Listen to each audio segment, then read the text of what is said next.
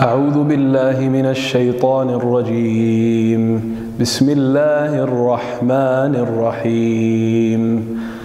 وأورثنا القوم الذين كانوا يستضعفون مشارق الأرض ومغاربها التي باركنا فيها وتمت كلمة ربك الحسنى على بني إسرائيل بما صبروا ودمرنا ما كان يصنع فرعون وقومه وما كانوا يعرشون.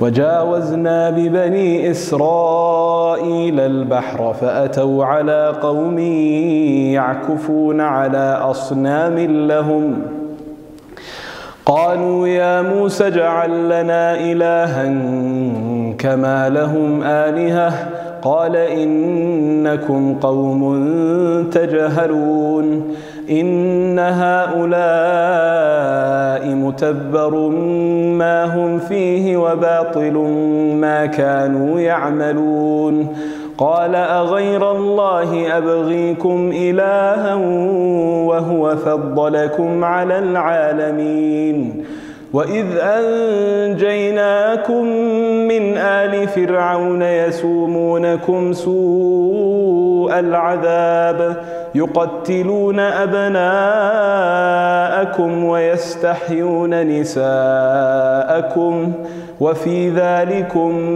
بلاء من ربكم عظيم.